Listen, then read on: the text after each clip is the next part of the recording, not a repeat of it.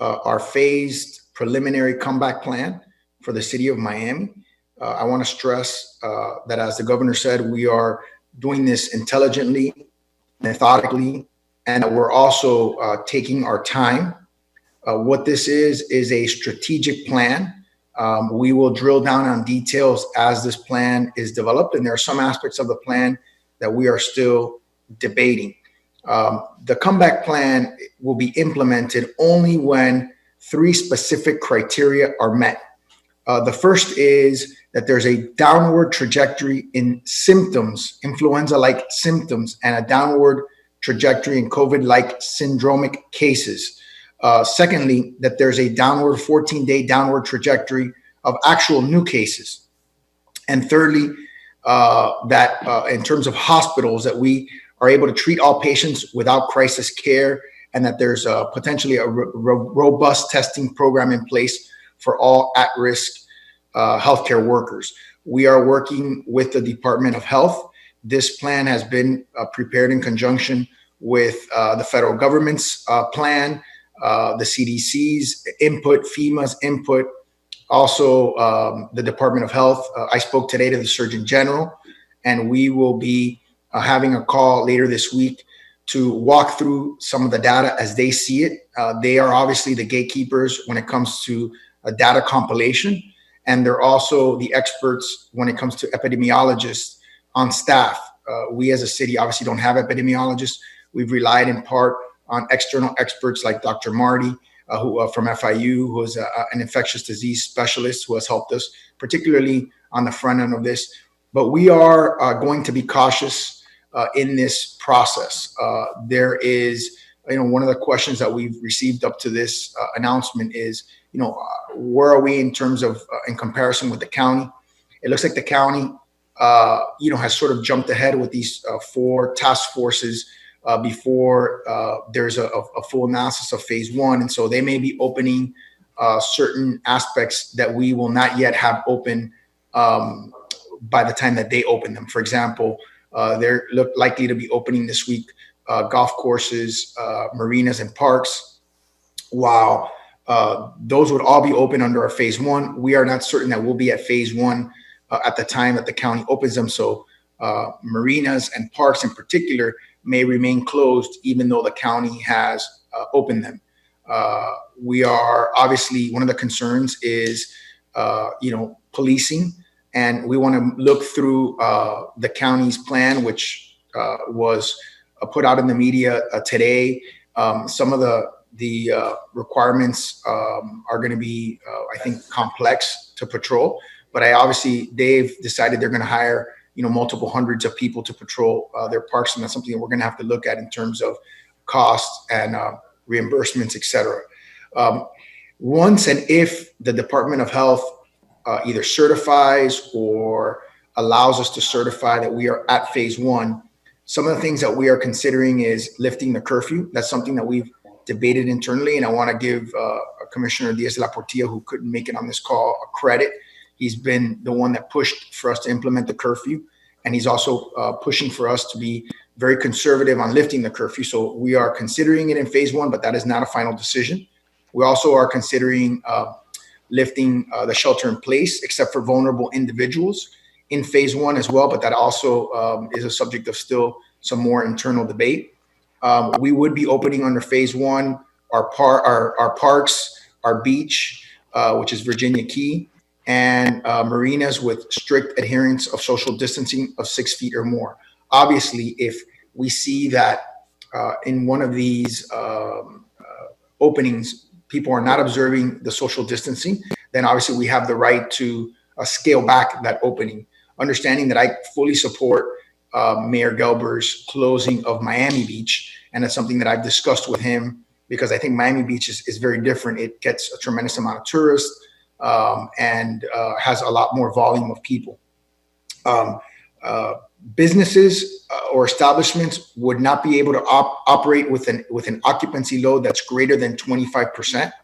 And even in that occupancy load, you have to restrict the distancing to 6 feet or more. So the social distancing will remain in all the buildings or in all the businesses that are open. Alcohol service establishments of any kind will be closed, will remain closed in phase one. Casinos, card rooms, frontons, racetracks, parimutuels will also remain closed. And restaurants and food deliveries will still only be able to deliver and carry out food. So they will remain in their current status right now. In all phases, we're still going to be requiring that people and of course, urging people to wash their hands, use sanitizers, avoid face touching, sneezing or coughing into a tissue or inside of the elbow, disinfecting frequently used items, using face coverings in public, particularly when using public transportation, and staying home if they're sick and contacting their doctor. Unless and until we have a vaccine, we need to respect this new normal. If and when we're in phase one and we have experienced again another 14-day reduction or trajectory of reduction in influenza-like cases, whether they're new cases or symptoms that have been reported, and our hospitalization census remains stable, then we will consider going into phase two. In phase two, no business or establishment may be able to operate with an occupancy load that exceeds 50% of the business or establishment's total occupancy. No businesses can have more than 250 people at a time. Restaurants can begin to operate with restrictions. And here I'd like to commend Commissioner Carollo, who has had a thoughtful conversation with me about what those restrictions would look at, potentially, thermometers at the door, employees using face coverings and gloves. Obviously, the restrictions internally can get complex. Does a family have to sit 6 feet apart? Do people who are not, if they come from a business or if they come from a workplace, how do they have to sit? So those are requirements that we're going to work through as we implement the executive orders that implement this strategic plan. Movie theaters, live performances, venues, arcades, bowling alleys may open with social distancing norms observed, and vulnerable individuals should continue to shelter in place in phase two. And obviously, we will maintain the strict adherence of social distancing throughout this time. In phase three, again, after we've received another 14 days of certification from our Department of Health that we are diminishing in new cases, the hospitalization is stable, and the influenza-like cases are diminishing, then vulnerable individuals will be able to, on a limited basis, resume public interactions, but should continue to practice social distancing. Alcohol service establishments that do not serve food may open with diminishing standing room occupancy, and gyms and fitness centers may open respecting social distance and sanitation protocols. All individuals should consider minimizing the time spent in crowded environments. Allowable occupancy loads for all business and establishments may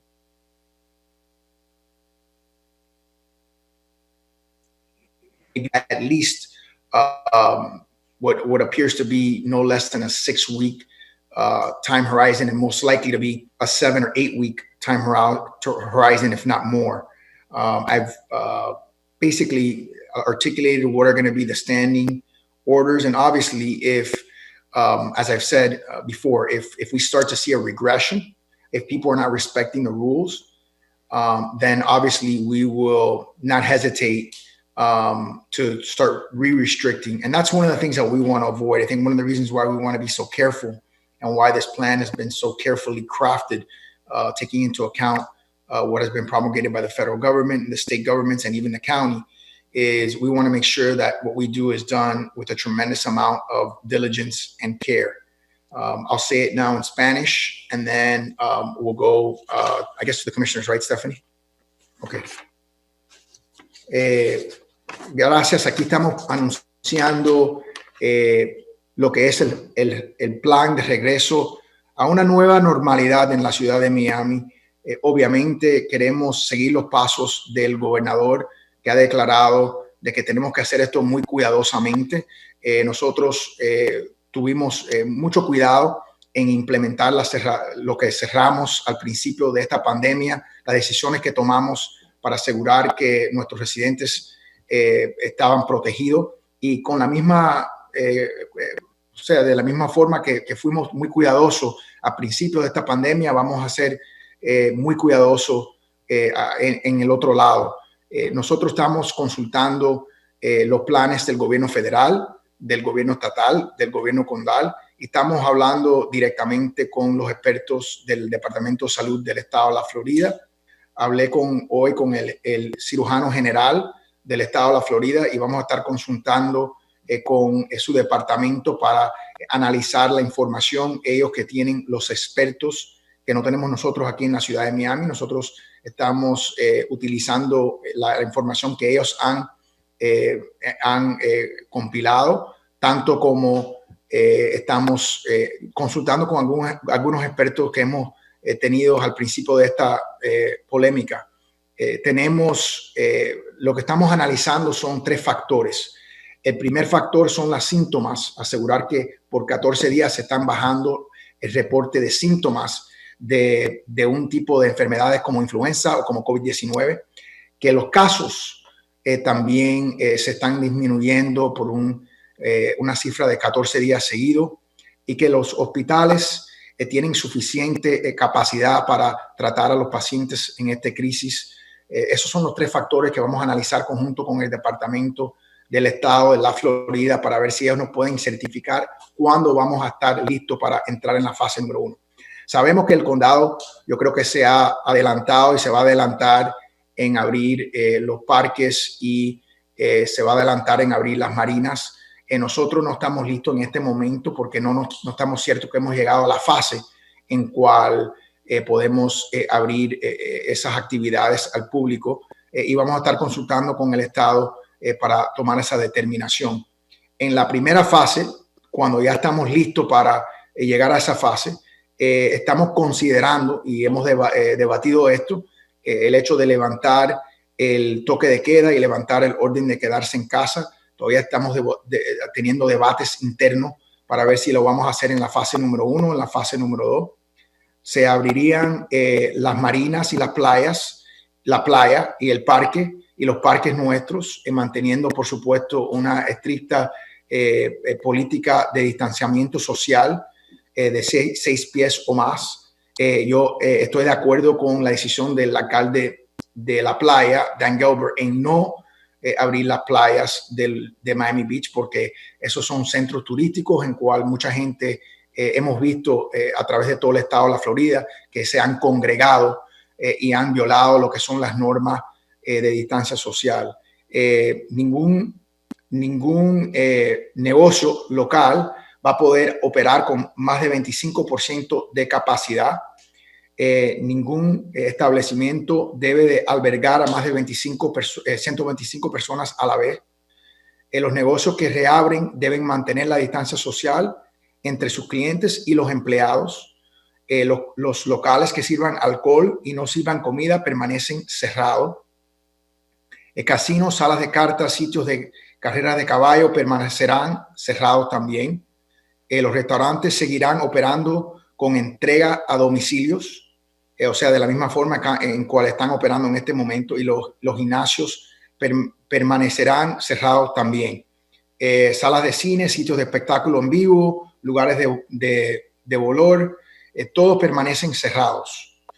Si después de 14 días confirmamos que los casos todavía se están disminuyendo y no tenemos que reversar ninguno de estos órdenes, podemos entrar en lo que es la fase número 2, que en eso ninguno de los negocios pueden excedir a 50% de la capacidad autorizada. Ningún local puede tener más de 250 personas a la vez. En todo momento observando la distancia social. Los restaurantes podrán empezar a servir comida en su lugar con restricciones que todavía no hemos desarrollado completamente. Le quería elogiar el esfuerzo del comisionado Carroyo, con cual yo he hablado de lo que deben de ser los requisitos para abrir los sitios, en particular los restaurantes, que deberemos de tener que los trabajadores como los patrocinadores, bueno, los trabajadores tienen que poner máscara, tienen que ponerse guantes, posiblemente tomar la temperatura de los patrocinadores antes de entrar en el restaurante, distanciarse obviamente 6 pies o más. Y hay diferentes preguntas que tenemos que hacernos y decidir con respecto a si viene una familia, si viene un grupo de gente, cómo vamos a lidiar con ese asunto. Así que eso sería algo que estaría en la fase número 2. Las personas más vulnerables deberán permanecer en sus hogares en la fase número 2. Las salas de cine, sitios de espectáculo en vivo y lugares de bolo tienen que, podrían en ese caso reabrir manteniendo distancia social. Y en parques y playas se debe todavía respetar estrictamente la distancia social en lo que es la fase número 2. En la fase número 3, después de nuevo de haber llegado a la criteria de avanzar de una fase a la otra, los individuos más vulnerables pueden restablecerse limitadamente sus interacciones sociales, siempre respetando la distancia social. Los bares podrán reabrir respetando también la distancia social y con una capacidad reducida, y los gimnasios podrán reabrir respetando distancia social y protocolos de hygiene. Los establecimientos podrán operar a la capacidad autorizada y las oficinas de gobierno volverán a trabajar con todos sus empleados. Entendiendo que en todas estas fases el requisito de lavarse las manos, usar alcohol en gel, evitar tocarse la cara, toser o estornudar con un pañuelito o en el codo, cubrirse la cara en público, especialmente cuando se viaja en transporte público, quedarse en cama ante síntomas de malestar y llamar al médico. Eso todo van a continuar a ser requisitos, no importa la fase que estamos nosotros. Así que nosotros estamos desarrollando este plan, que va a ser un plan comprensivo, pero lo vamos a ir de fase en fase de una forma muy cuidadosa, y no sabemos exactamente cuándo vamos a estar en la fase número 1, depende en lo que dicen los expertos y dependen en las certificaciones que recibimos del Departamento de Salud del Estado, pero al más tardar este plan va a demorar semanas o algunos meses para desarrollarse por completo. Stephanie or Soledad, do you want me to answer questions, or how do you want to do it? Do you want to let the commissioners chime in? Yes. We go with the commissioners, yes. Vice Chairman Russell?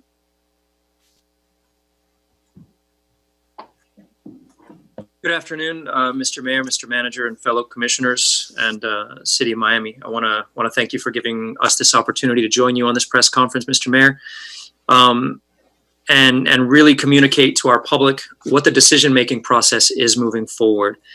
I'd like to speak for a moment on the importance of local government and what it means for you as a resident. If you've been watching the news, you hear a lot of what goes on in DC or what's happening in the state of New York, but that really has little to do with what happens not only in the state of Florida or in the county, but much more importantly in your city. And your local government has the closest finger on the pulse to what needs you have as a community and the quickest ability to meet those needs and fill that aid. The City of Miami has been making our own way with regard to testing, meals programs, and now small business aid to do what we can. And so now as we go into this next phase of seeking to normalize, we want you to know as residents what that means from a local perspective, because it may not be the same as what you see in another city or even within our own county. And that's very important that we educate and help our residents and businesses understand where we are. So let's look at where we are. This week marks some very significant milestones at the state with over 32,000 positive cases, 5,000 hospitalizations, and 1,000 deaths. What that means to you locally is that Miami-Dade County has a third of those positive cases, a quarter of those hospitalizations, and a quarter of those deaths. So the county is really the epicenter of the state's issue, and what this county goes through may not be the same as what another county goes through. Beyond that, it's very difficult for us as a city to parse our specific numbers. And we've been advocating at the state level, and I've been talking with our state representatives to get more specific data, because we cannot see the specifics of our city, how the city of Miami is doing with regard to not only infections and rates and these sorts of things. They're not parsed by the data that can help us check that criteria specifically. So where are we, and what can we control, and what can we not control? This is very important for us to note, because as you will start hearing this discussion of phases, and our emergency manager will go through those very specifically in a little bit, we cannot control what phase we are in, nor should we. As you can see, if we're somewhat in the dark on our data and our specific numbers of cases in the city of Miami, it's not us, it's not the city of Miami policymakers who are deciding what phase we are in. That will be handed down to us from the state as they study those numbers. And I'm trying as best as I can to read their data along with them. And while it seems that last week was better than the week before, we will rely on their advice for when we reach phase one. And we will not be moving earlier than that, regardless of what any other jurisdiction decides to do. We really see our density as being an important epicenter that if we get things wrong and move too quickly, the result of those mistakes could be exponential in our dense areas compared to other more rural areas. So it's very important that you understand we do not control what phase we are in, and we are not yet in phase one. So what we're talking about today is simply to let you know that, and then what the guidelines look like once we do reach those phases. We do control the policy of what happens under each phase to an extent. We cannot do less than what the county or the state mandate in terms of emergency order, but we can do more. So if we feel we are not ready yet to open our parks before phase one, we will not do so. Same thing with marinas, same thing with businesses, same thing with restaurants. And so what our emergency manager will lay out is what each of those phases looks like in broad terms at this moment. So you as a business and you as a resident can start gearing up and planning for what your life looks like as we reach those phases. And that's really important for you to know. So I'm not obviously going to go into any of the specifics of the phases. The mayor's already spoken to some of that, and the emergency manager will.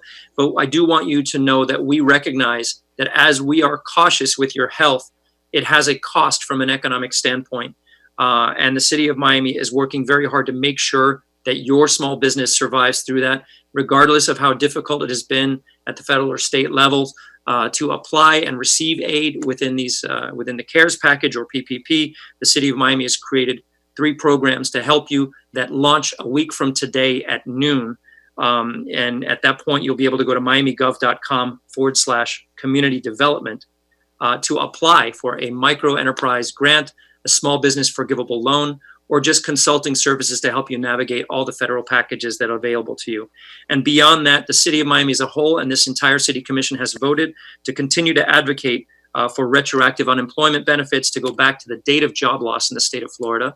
And we're also advocating for federal aid to help stabilize our city, because as we take all these very important measures to ensure your safety, they have a cost not only to the city in terms of an expense, but future potential lost revenue to the city that we seek help to stabilize for our 4,000 employees and our budget to continue to maintain steady services to the city throughout the recovery.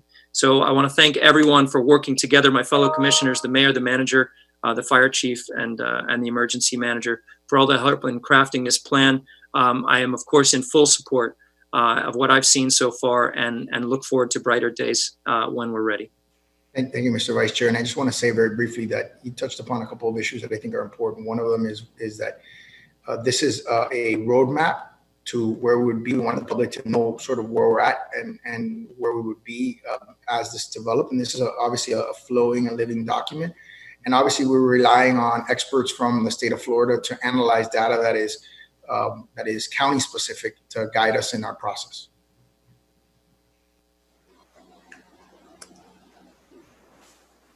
We now go with Commissioner Joe Carollo. Thank you. Mayor, thank you very much for this press conference. I think it's important that we inform the public as much as we can. I'd like to recommend to you that as much as you can, you do these press conferences yourselves. As much as we appreciate that you're including us, I think it's important that the city has one voice that is heard at this point in time, and that the message is concise. And you certainly have the support of all of us. I thank my colleagues for all of us working together throughout this whole process. Having said that, I think that we need to have a frank discussion with our residents so they can understand that this is not going to be something that at the end of April, comes May, maybe even June, is going to be over. This is going to be a long process, a very long process that is going to be in phases. And we have to be very careful on how we go about it, as you and the vice chair have stated, so that we don't have to come back to point one again. My biggest concern was and still is, and if you remember, Mayor, from the first press conference that we had in the first week of March, we talked about Miami International Airport.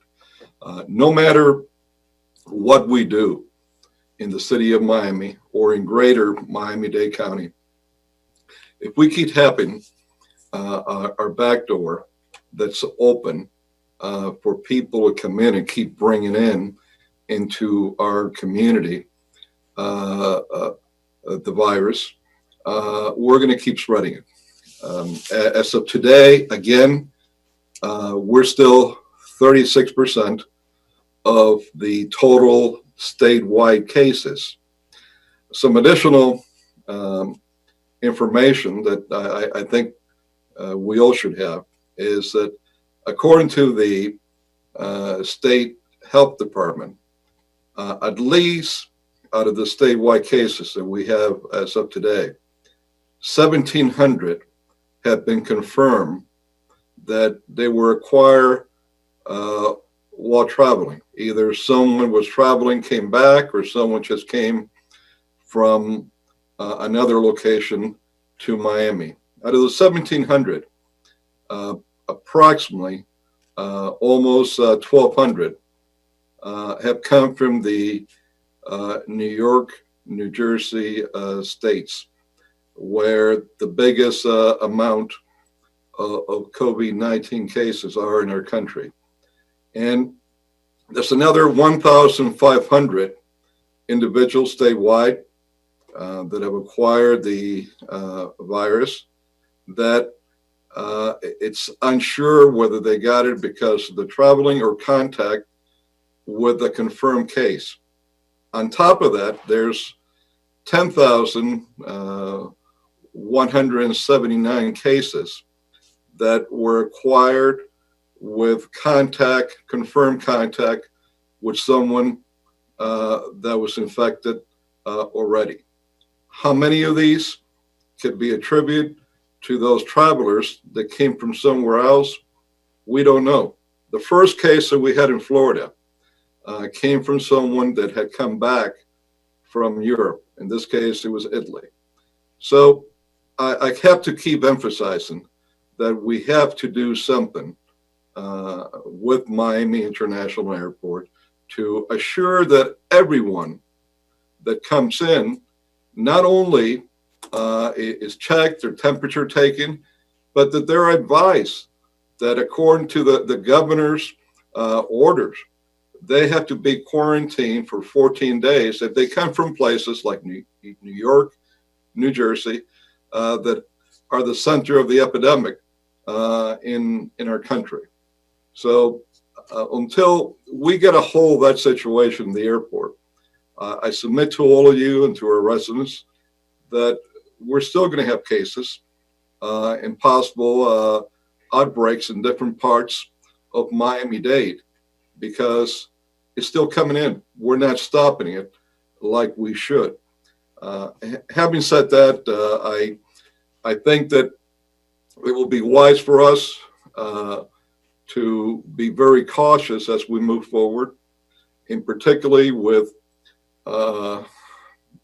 establishments that have are the type of establishments that are for people to be close to each other in large groups. Restaurants, I think we could get a hold of that pretty good by limiting to that quarter when it opens up, and then go slowly at it, and making sure that people are checked before they walk into the restaurant, that their temperatures are taken, that each restaurant has enough cleaning substance so that people can clean their hands when they come into the restaurant. And that's one of the areas in our community that employs a lot of people.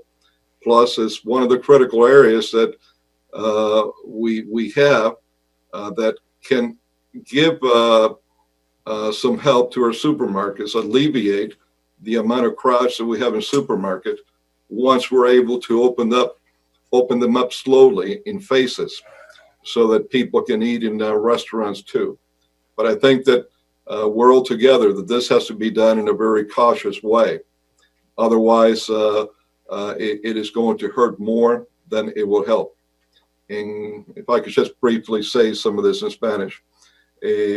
Le agradezco al alcalde de esta conferencia de prensa en que podemos participar todos y explicarle al público lo que está pasando, aunque creo que en muchas de estas conferencias de prensa de esta forma quizás fuera lo mejor de tener una persona que debe ser el alcalde, hablar por la ciudad entera, para que así el mensaje en algo tan importante sea claro y preciso en cuál es la posición de la ciudad de Miami. Especialmente todos hemos trabajado juntos y estamos de acuerdo en cómo estamos siguiendo hacia adelante.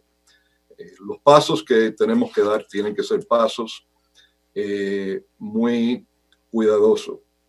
Todos quisiéramos abrir todos los negocios de nuevo, pero francamente eso no se puede hacer todavía.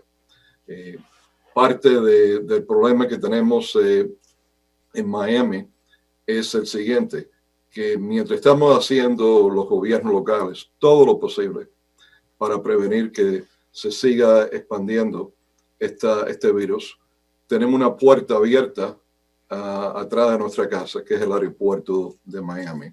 En el día de hoy seguimos teniendo 36% de todos los casos del estado que están en Miami-Dade, en el condado de Miami-Dade, mientras que nuestra población es 2,5% la del estado.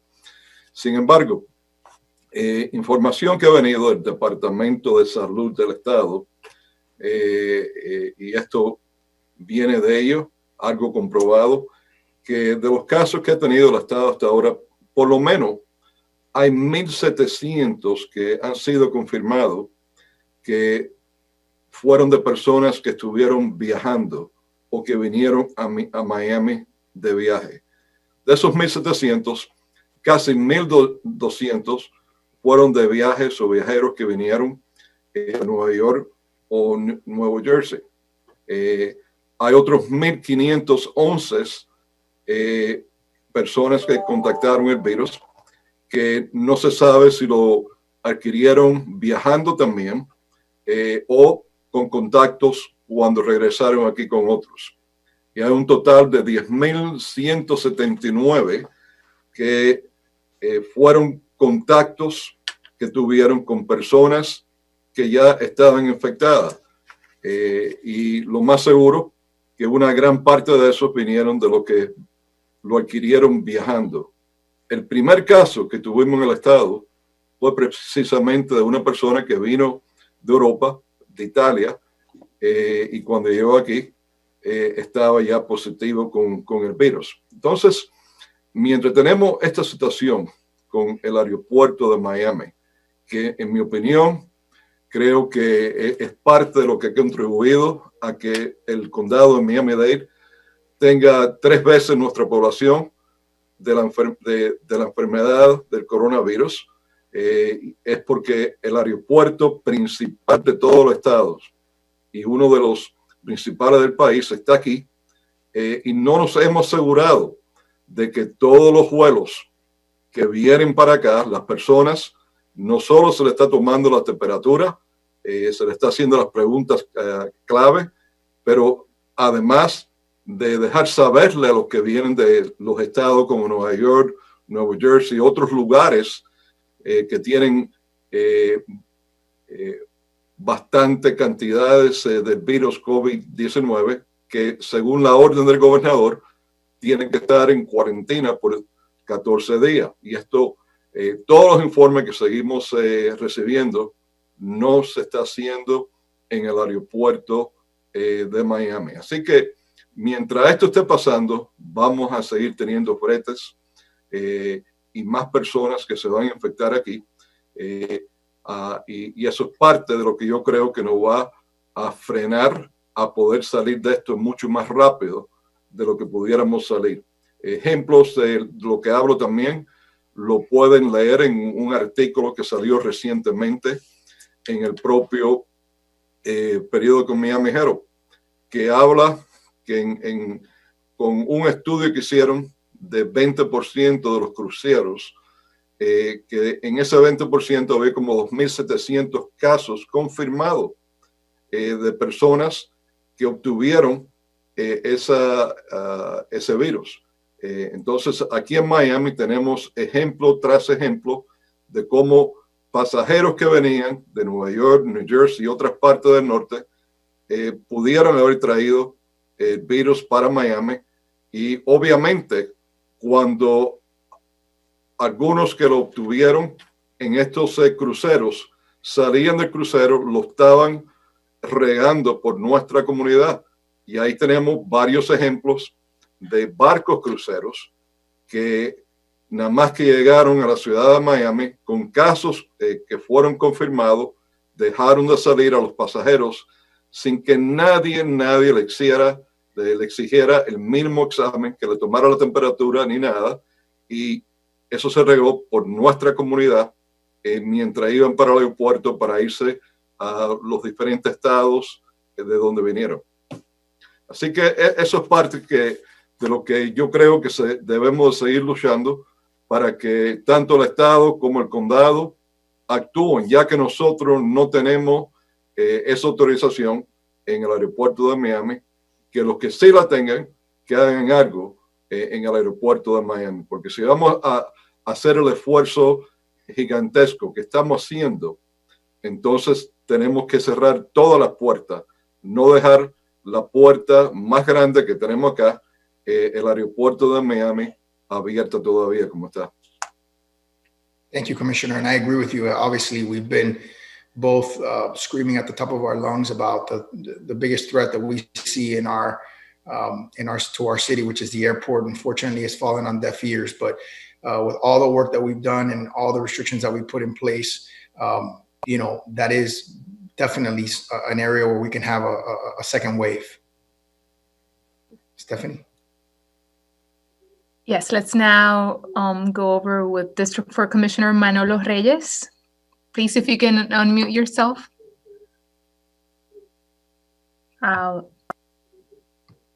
Yes. Can you hear me now? Yes. Okay. Okay. Thank you, Mr. Mayor. Thank you, fellow commissioners.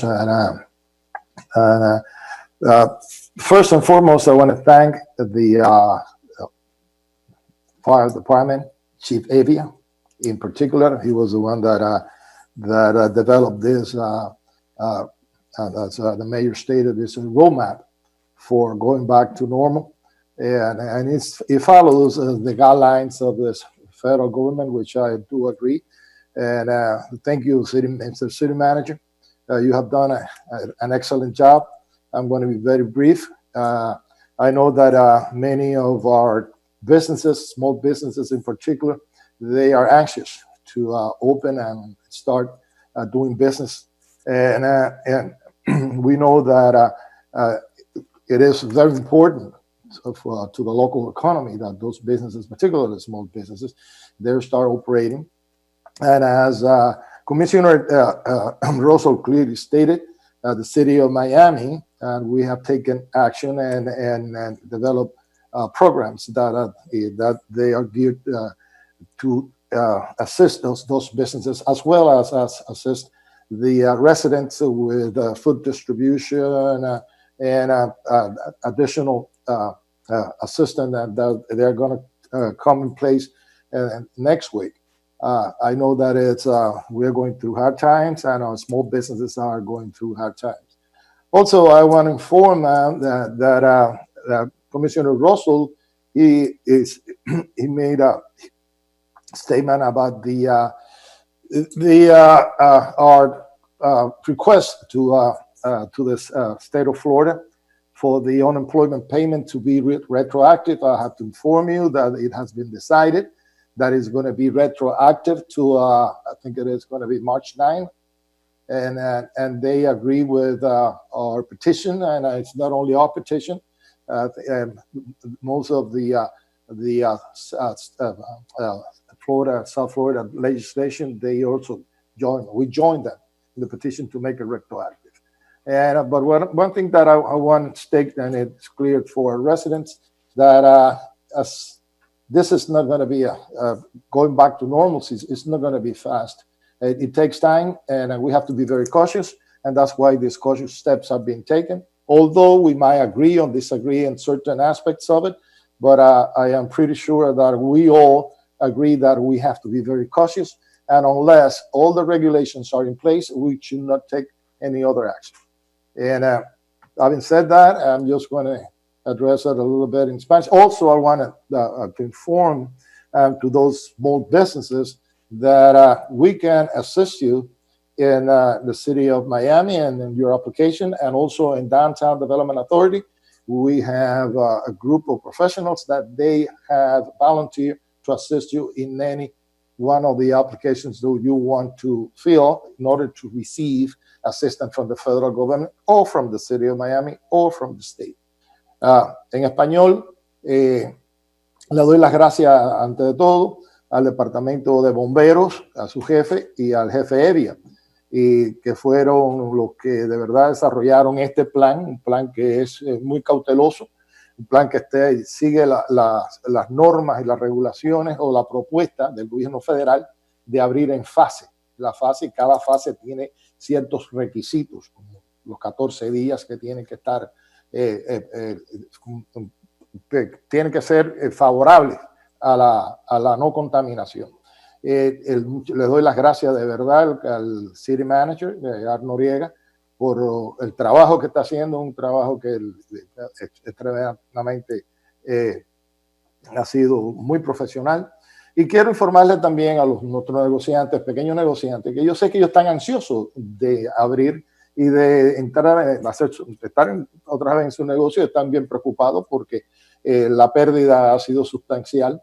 Y como bien dijo el comisionado Russell, nosotros en la ciudad de Miami hemos tomado medidas para asistirlo, como préstamos a corto plazo, préstamos pequeños y a medio, y no tan pequeños, pero préstamos que son, algunos de ellos, puede ser, la deuda puede ser perdonada si ciertas medidas están tomadas. También hemos estado muy activos en la ciudad de Miami en proporcionar comida y ayuda a los residentes necesitados, así como también hay ciertos otros programas que no me quiero adelantar, que se van a discutir y van a ser explicados durante la próxima semana.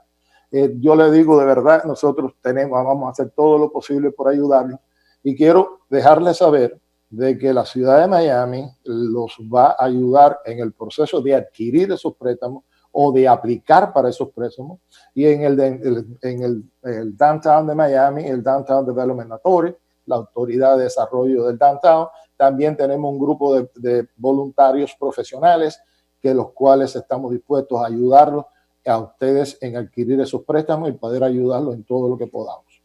Así que vamos a seguir con este programa y esperemos que no tengamos que ir atrás, pero para no regresar tenemos que seguir los pasos cautelosamente. Thank you, Commissioner. I appreciate it very much.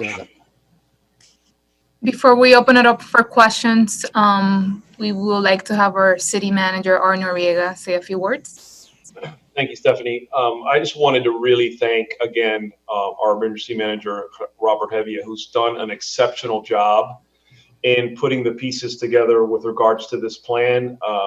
None of this is done in a bubble. Obviously, we solicited a lot of input from the mayor and our elected officials, as well as the rest of the city administration, and our fire chief, obviously, as well as our police chief. And the plan, and I want to emphasize, this is a strategic plan. It is not a detailed plan. It's intended to follow sort of in lockstep with the guidelines issued by the federal government, as the mayor referenced, the CDC and FEMA, were the guiding principles by which this plan is based off of. And as a result, the details, a lot of them, intimate details that'll go into this with further action once we follow the data and strictly adhere to the data. The details as we get into phase 1 and phase 2 and phase 3 will be done so through emergency orders, and we'll highlight really what the policy is around certain businesses opening up, and what specific guidelines will need to be adhered to for those businesses to function, as well as certain activities in certain facilities. So again, this is a strategic plan towards a rollout. It is not a detailed plan, and so further detail will come as we roll the plan out. Thank you. Thank you very much to the city manager. And now we are going to have some questions. If we can start with Joey Flechas from Miami Herald. Joey, we can hear you. Hey, Joey. Can you hear me okay? Still rocking the mustache, Sean. That's right. Thank you for your time. My question is, in terms of the county, which is essentially, we can accept that they will be moving ahead on some sort of reopening plan for parks and marinas ahead of the city, even if we start the 14-day count from today, which is part of my question. I wonder, at what point are you starting your counter to understand the 14-day window that would trigger phase 1? That's one of my questions. But secondly, is there any concern about alignment there and understanding that people are going to be craving the parks and public spaces? Is there any issue with people misunderstanding, saying, "Oh, the parks are open. I'm in Miami. I might not be processing in terms of county, city. I'm going to go to the parks." Talk to me a little bit about where you are on coalescing plans. So let me handle the question first and the second question. So the first question is going to be driven by our conversations with the Department of Health. We had a conversation with them last Monday where we were trying to get to pin them down on certifying where we are, how or where they view us to be, understanding that they're the only ones that have epidemiologists and they're also the controllers of the data. So I spoke to the Surgeon General before this conference call, and we agreed to reconnect this week. And in that discussion, what we'll be looking at is we will be analyzing the data alongside of them and then determining where we're at in terms of phase 1, whether we are at day 1, day 7, where are we exactly? So that should answer that question. The second question is, look, we have not always aligned with the county certainly on the way in. We were the first city to cancel large events. The county basically criticized us for doing that. Then later on had to themselves cancel large events. Our objective as a government is to protect our residents. We understand that, we implemented, all these stay-at-home orders. Then they implemented a safer at home order. We implemented our curfew that they never ultimately adopted. And then we don't feel that created any issues. I mean, we not only did we implement the curfew, but we implemented a variety of things to make following the curfew better. And it probably benefited the county, frankly, our curfew, because probably people around the county thought that they had the curfew implemented. I think the fear that we have in part is obviously we want the data to drive our decisions. We want the experts to drive our decisions, not necessarily a group of people that are chosen that may have other interests. But I think the second part is that we want to make sure that what we do, it does not create a scenario under which we have to reverse course.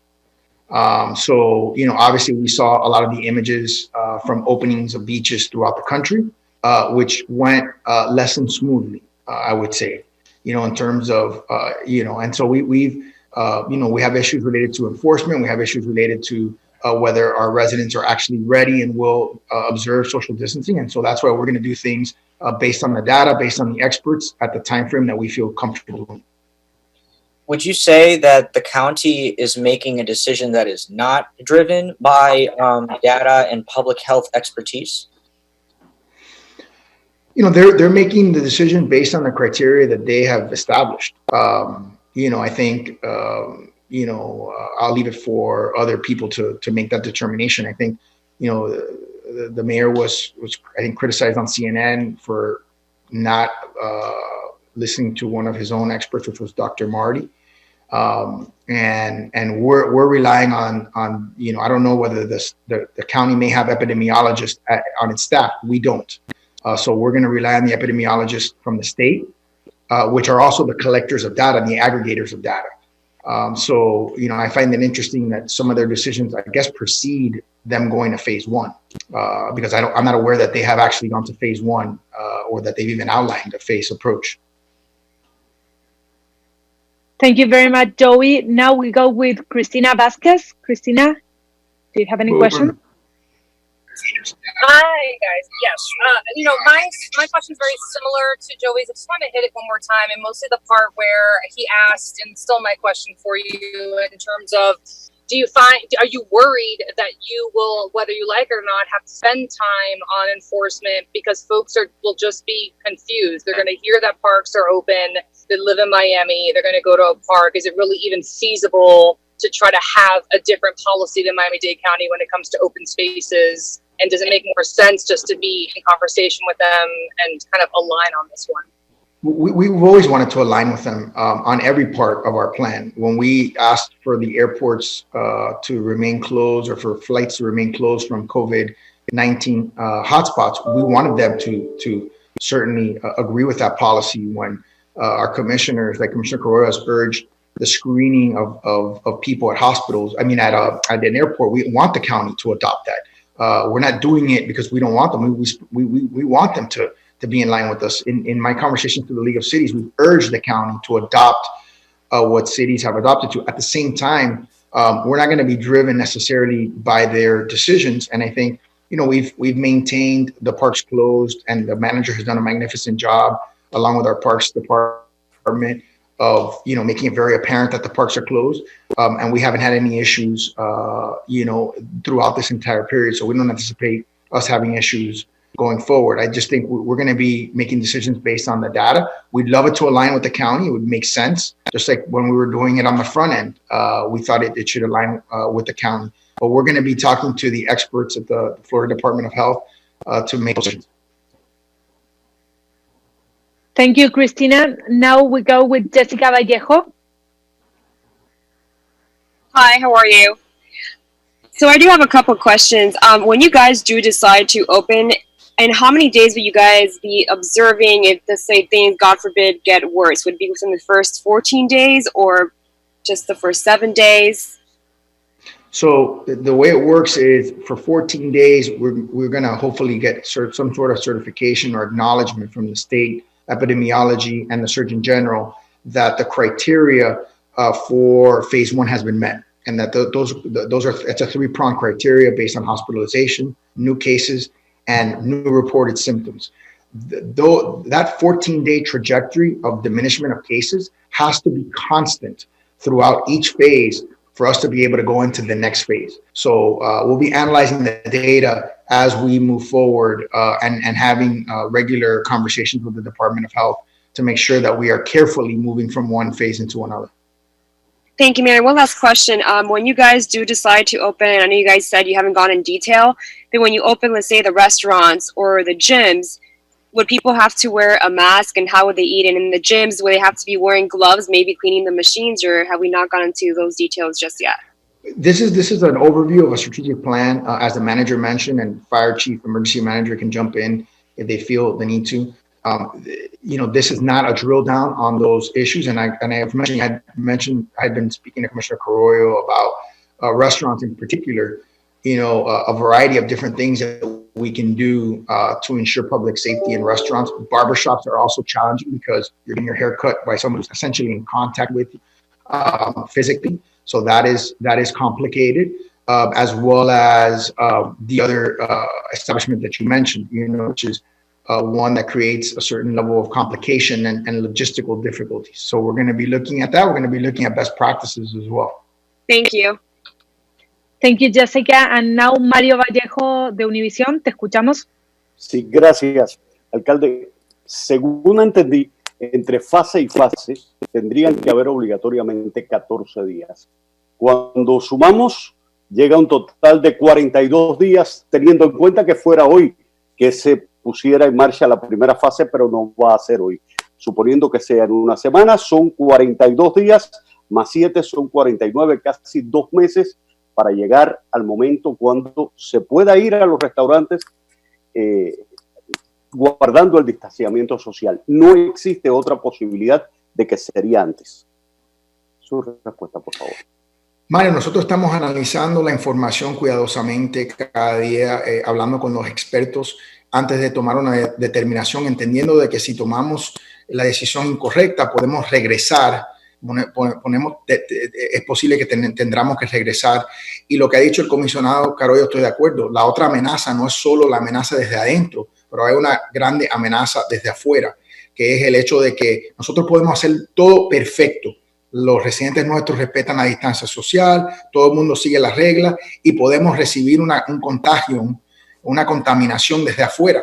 Y por eso es muy desafortunado que no hay mayor protecciones en los aeropuertos para evitar, vamos a suponer que 90% de la capacidad del aeropuerto en este momento no está funcionando. Al 10% todavía es doble la población del condado de Miami-Dade casi, porque la población es 3 millones y a 10% de capacidad es 5 millones de personas utilizando el aeropuerto. Así que casi tienes doble la población de todo el condado entrando por el aeropuerto. Así que eso es una gran preocupación. Nosotros vamos a hacer y controlar lo que podamos bajo nuestro control y vamos a continuar a otorgar y pedirle al condado, al gobierno federal, a cualquier persona que nos escucha, que deben de controlar esa amenaza tan severa a nuestra ciudad. Pero como entendí es correcto, entre fase y fase siempre habría 14 días. Correcto. Y para detallar, el hecho de los restaurantes sería en la fase número 2.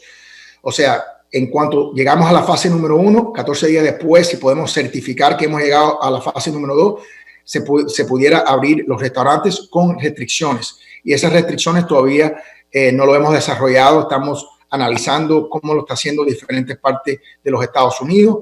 Y también queremos asegurar que lo hacemos conjunto con los oficiales electos, los expertos y los expertos de Tallahassee que son específicamente entrenados para dar ese tipo de consejo. Gracias, alcalde. Gracias, Mario. Gracias, Mario. Pasamos ahora con Doricela Alvarado. Hola. ¿Qué tal? ¿Cómo está, alcalde? ¿Cómo le va? Muy bien. Alcalde, quería un poco continuando con la pregunta de Mario, en estos 14 días, porque la recomendación que ha hecho el presidente y el equipo de trabajo del presidente Trump es que en estos 14 días haya comenzado a disminuir esa curva o por lo menos se registren menos casos. ¿Aplicaría igual para el condado, para la ciudad de Miami?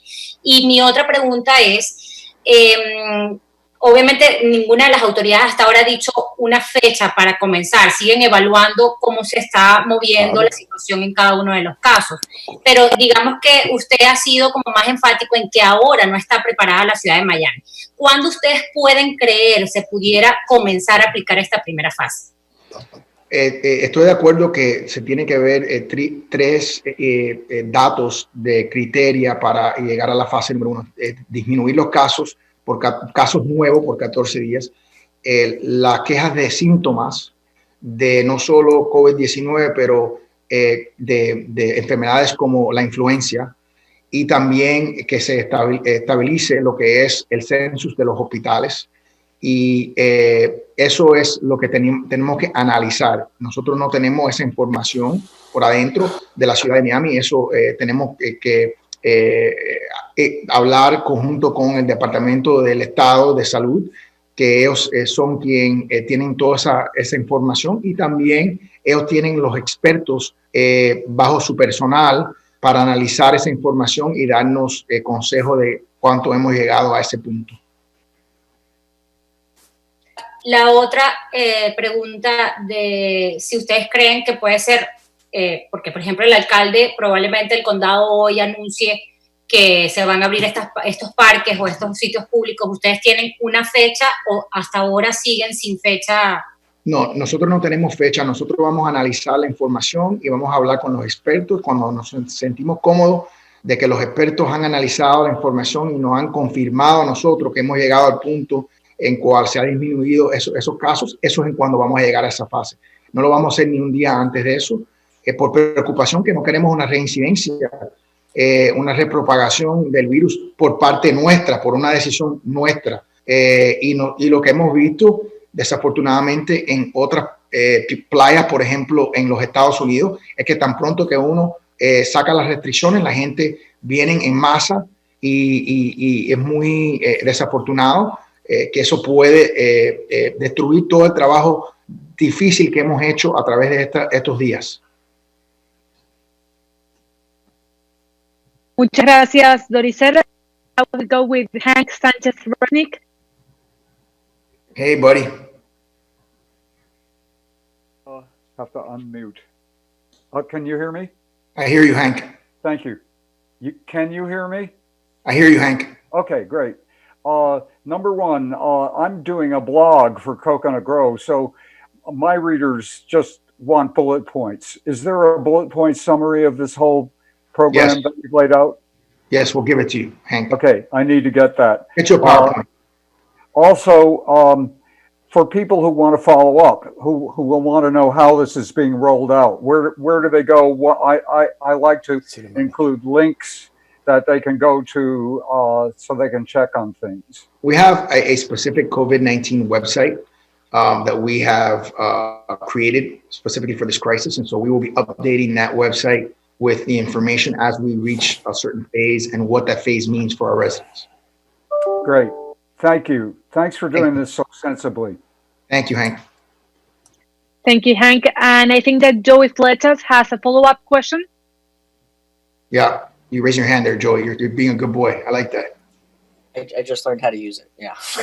Thank you. I wanted to ask you for a picture of, or if you have details of what adherence has been like to this point of the existing emergency measures. So do you have figures, and maybe this is a better question for the city manager, of violations of curfew, of any violations of, any restrictions with regards to businesses, wearing of masks inside businesses, or parks and all of that? I mean, what is the picture right now of people actually following existing rules? Before the manager jumps in on the specific details, I can just say that I think overall the adherence to our orders has been very good.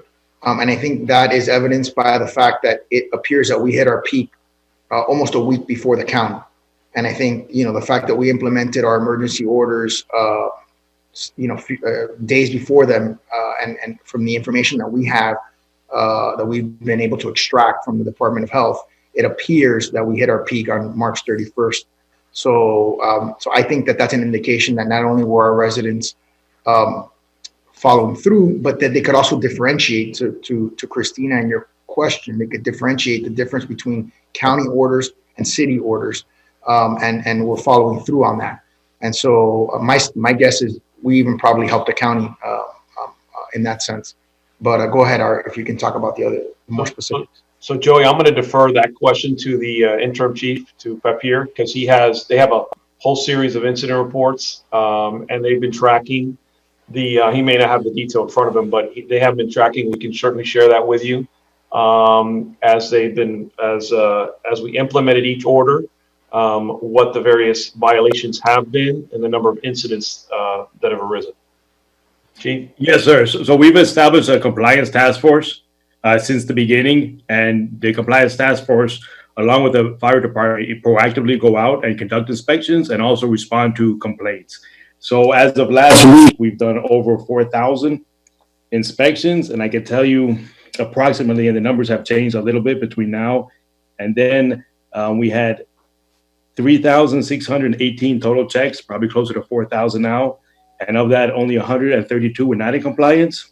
We had 3,486 who were in compliance. Those who were not in compliance, we've either given a warning, written a report, or just kind of educated them and they came into compliance once they found out. Thank you.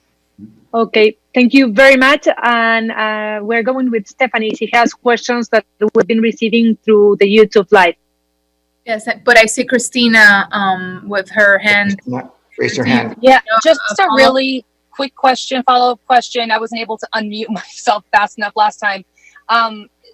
Especially as I hear in all the different commissioners, kind of this similar echo we're hearing from other municipalities, which is a bit of, get ready, folks.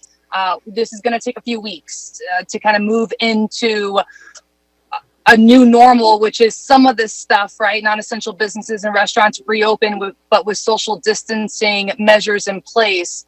But what is, like, if you had to put your thought around it, what exact time do you think you're thinking of? Like 4 to 6 weeks before we get to that, like, phase 2 to phase 3 transition? And I know I heard you with you're monitoring the data, and it kind of depends on real-time data. But if you had to really throw out a number so folks can start really wrapping their brain around it, how many weeks out are we talking about? I think we're talking about an 8 to 12 week scenario, right? Maybe 8 to 10 week, because if you, it depends on, again, obviously phase 1 is what sets the ball in motion, right? And so when we talk to the Department of Health, they don't feel that we have begun a process of the 14-day decline, then we're not even in the beginning 14 days, right? So that's what's going to determine. And then, of course, the objective is to get through each phase with 14 days, but that basically assumes a best case scenario, right? Because the 14 days are a best case scenario, that everything goes according to plan. That assumes no hiccups. That assumes that everybody follows the rules and that we're able to, enforce the rules. And so that as all these phases go on, and then we have variables that we can't control, like the Commissioner Correa was saying, which is the airport. You have this wild card that is not even in our process, and so we can't control. Right, unfortunately, despite our best efforts, we can't control what happens there, and so that could create a flare up that could require us to have to go backwards. That's what we're trying to avoid. Part of what we're trying to avoid with this plan is having to go backwards. I think going backwards would be really catastrophic. As hard as this has been, as difficult as this has been for people, I mean, imagine everything that we've had to do to get here, from the feedings to all the micro enterprise, to the small business, to the rental subsidy, everything we've had to do to get here. If we make it through this and then have to go back, I mean, it would just be really, really difficult for our residents. So we're trying to be as careful as possible so we don't have to return to that.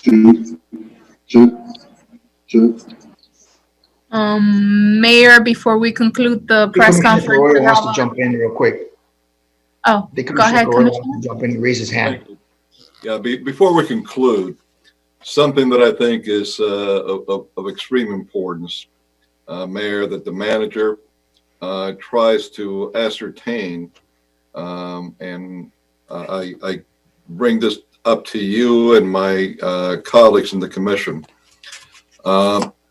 While for us to start opening up slowly depends on certain criteria, that criteria, since we're going to the state for that information, it's going to be skewered against the city of Miami, where might be in a situation where we might have to wait longer than we should to open up. And let me explain to you why. The state of Florida is listing addresses in Miami-Dade County based upon cities, etc. If they see Hialeah, Coral Gables, Doral, Aventura, etc., they obviously know it's for those cities.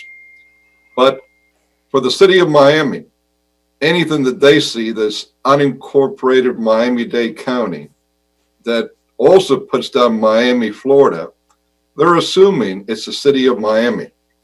So what we have is a situation that if you go to the state of Florida website for the health department, they're listing as of today 7,001 cases for the city of Miami, and they're putting us as the city with the highest cases of COVID-19 with 7,001. In actuality, we have much less than that. We have, at least as of last week when I got numbers, confirm about 17%, which is in part now to our population. We started at a lower amount and it gradually went to being in part with our population, 17%. But the state of Florida is crediting us with having almost 61% of the cases of all of Miami-Dade County. And that is not accurate. That is not so. And that might affect our position of when we could start opening up in the different phases, our businesses. Mr. Mayor? Yeah. Go ahead, Commissioner. Commissioner Carrillo is right. And I want to add that it's not only because it says Miami and title is Miami. The state is every time that when they are reporting this, they're reporting by zip codes. And in the city of Miami, we have zip codes that are shared with other cities.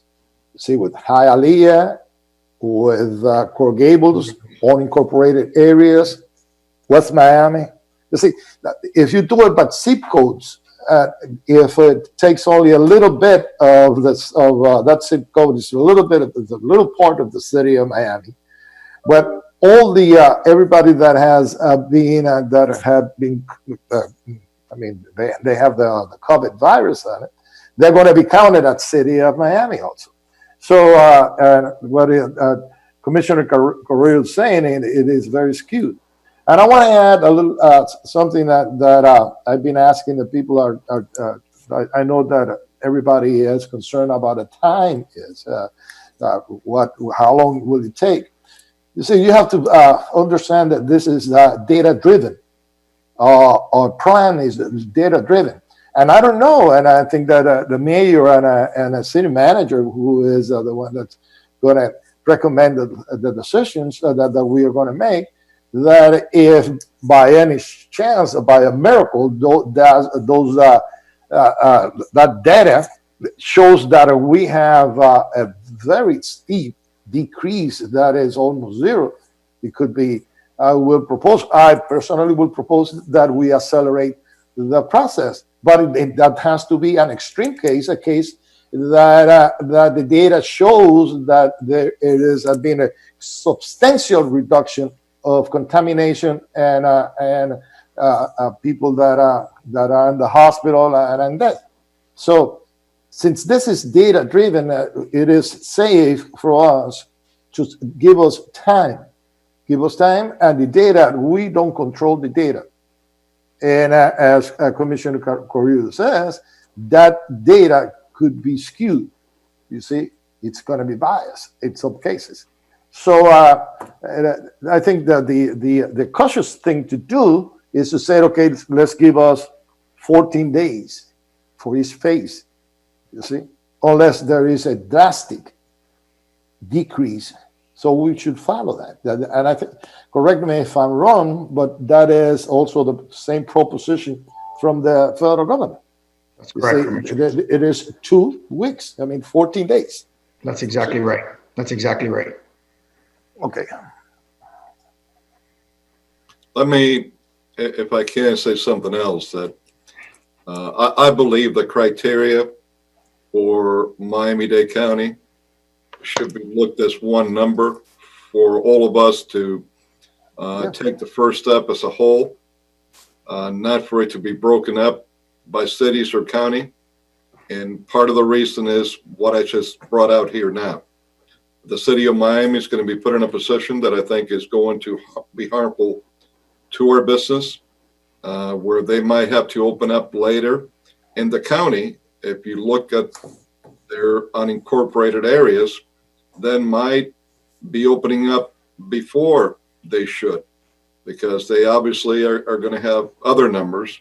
that the ones that will be given to them. So I hope, Mr. Manager, that when you speak to the state, and Mayor, if you would too, you insist that whatever numbers we're given of when we can open up down here, they're one number for everyone in greater Miami-Dade County, because it's going to be very difficult to break that up. That's fair. All right. Well, Mr. Mayor, commissioners, thank you all for your time. Some of the answers that I saw on social media were already answered to. They've been responded to. So if nobody else has anything else to add, we will conclude this press conference. Everything will be live on Periscope, YouTube, and Facebook for those of you that may want to go back to watch it. And stay safe, everyone. Yes, everybody stay safe. Thank you. Thank you.